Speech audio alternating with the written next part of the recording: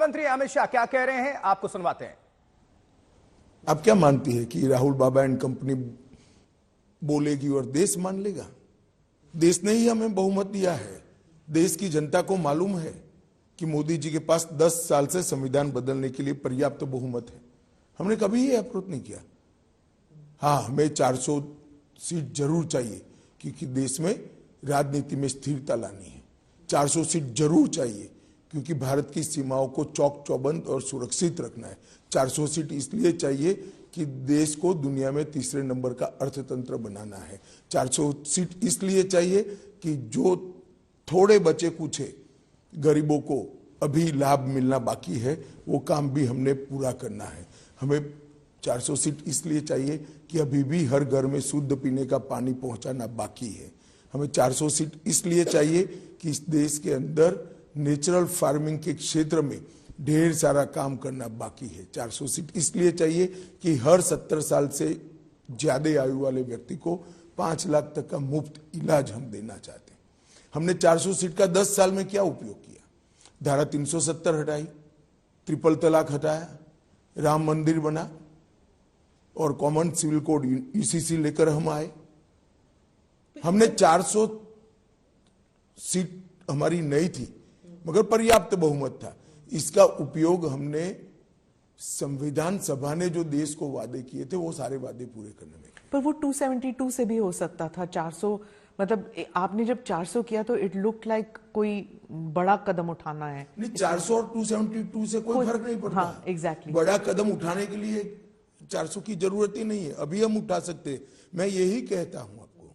परंतु 400 सीट कोई भी व्यक्ति अपने काम का एक्सपांशन नहीं करेगा क्या? भारतीय जनता पार्टी अपना एक्सपांशन नहीं करेगी? देखिए, बहुमत का दुरुपयोग का इतिहास मेरी पार्टी का नहीं है। बहुमत के दुरुपयोग का इतिहास इंदिरा गांधी के समय में कांग्रेस ने किया था।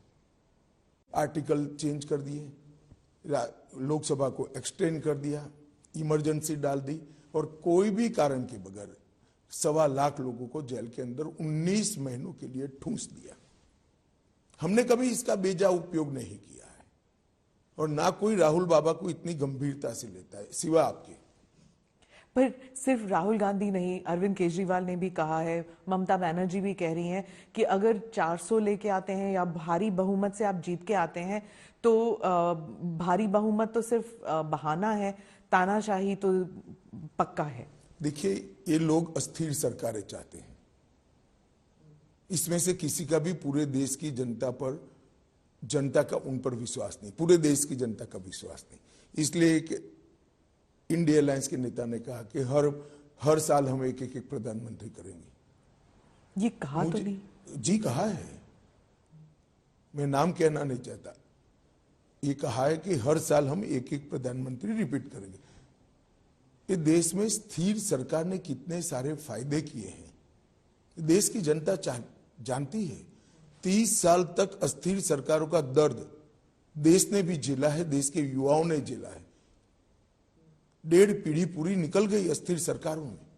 देश कहां से कहां पहुंच गया।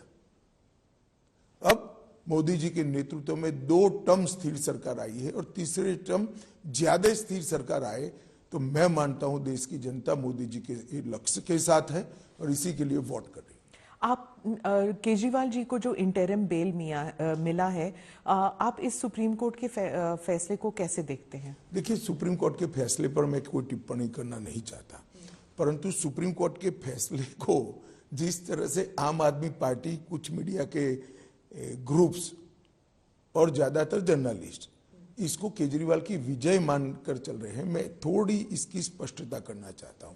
इनकी प्ली सुप्रीम कोर्ट के सामने क्या थी? इनकी प्ली थी कि मेरी अरेस्ट ही गैरकानूनी है, मेरी अरेस्ट को रद्द कर दीजिए, मतलब मुझे यहां से बरी कर दीजिए। सुप्रीम कोर्ट ने नहीं माना। फिर प्ली को मॉडिफाई किया कि ठीक है, चलो भाई अरेस्ट रद्द करना छोड़ दीजिए, मुझे बेल दे दीजिए। सुप्रीम कोर्ट ने नहीं माना।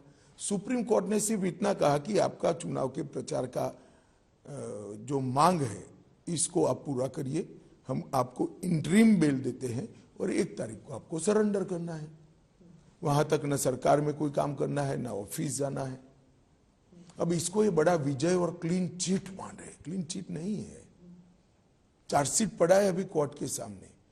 अगर उनको इतना विश्वास था तो सेशन कोर्ट में कॉसिंग डालते कि मेरे खिलाफ चार्ज ही गलत है। पर वो तो अपने रोड शो वगैरह में कह रहे हैं कि आप मुझे वोट दे दीजिए, मुझे फिर जेल में कोई नहीं भेजेगा। देखिए, अब ये तो सुप्रीम कोर्ट के जज साहब जिन्होंने इनको इंटरिम बिल दिया है उनको सूचना है, इसके बड़ा इनका कंटेम और कोई हो नहीं सकता। क्या सुप्रीम कोर्ट देश का विजय पराजय के आधार पर गुनाह का निर्णय करेगा? मैं नहीं कह रहा है, केजरीवाल जी कह रहे हैं, मैं तो सुना भी नहीं, आपने कहा, मैंने अखबार में पढ़ा है। परंतु अगर ये उन्होंने कहा है तो देश की सुप्रीम कोर्ट के फंक्शनिंग पर उनका बहुत गलत टिप्पणी है। क्या उनके बाहर आने से और उनकी जो ये टीका टिप्पणी से इंडिया अलायंस को फायदा हुआ है आपके नजरिए से? देखिए, मैं ऐसा मानता हूं एक मतदाता के नाते कि जहां जहां वो जाएंगे शराब घोटाला याद आएगा। अब फायदा हो गया, नुकसान आप तय कर लीजिए। पंजाब में हाँ, प्रचार में जहां जहां जाएंगे शराब घोटाला ही लोगों को दिखाई देगा। कई लोगों को तो बड़ी बोतल दिखाई पड़ेगी। मैं उड़ीसा की तरफ मुड़ती हूँ। प्रधानमंत्री ने नवीन बाबू के खिलाफ एक बहुत ही स्ट्रॉन्ग स्टेटमेंट किया था और नवीन बाबू ने भी फिर एक वीडियो बनाया।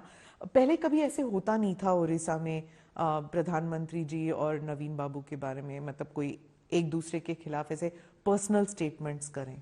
नहीं, देखिए, किसी भी नेता का स्टेटमेंट जो होता है वो हालिया स्थिति को देखकर किया जाता है।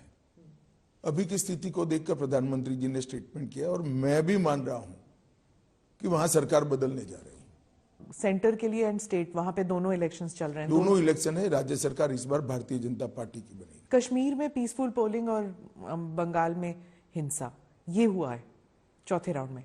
नहीं, जो लोग 370 पर सवाल उठाते हैं, मैं आज उनको कहना चाहता हूं कि 14% वोटिंग से 40 पार कर गया, इससे बड़ी कोई सफलता 370 की नहीं हो सकती। इस समय पूरी दुनिया में लोग कंफ्यूज्ड हैं। वो समझ नहीं पा रहे हैं क्या सही है, क्या गलत है, क्या सच है, क्या झूठ है। और ये स्पष्टता हम आपको अपने इस नए शो में देंगे। सब कुछ ब्लैक एंड व्हाइट में बताएंगे। इस शो में मेरे बालों के अलावा कुछ ग्रे नहीं होगा। हर खबर ब्लैक एंड व्हाइट की तरह बिल्कुल स्पष्ट होगी। इस समय पूरी दुनिया में लोग कंफ्यूज्ड हैं। वो समझ नहीं पा रहे हैं क्या सही है, क्या गलत है, क्या सच है, क्या झूठ है। और ये स्पष्टता हम आपको अपने इस नए शो में देंगे। सब कुछ ब्लैक एंड व्हाइट में बताएंगे। इस शो में मेरे बालों के अलावा कुछ ग्रे नहीं होगा। हर खबर ब्लैक एंड व्हाइट की तरह बिल्कुल स्पष्ट होगी।